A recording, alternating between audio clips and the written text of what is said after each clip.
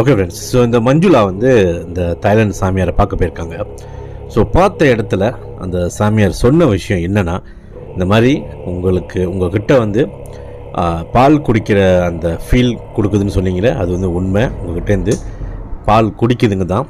யார் குடிக்கிறான்னா, அது வந்து ஆக்சுவலி உங்களோட பிள்ளைங்க, 2 பிள்ளைங்க. ஒன்று ஆண் பிள்ளை, இன்னொன்று பெண் பிள்ளை.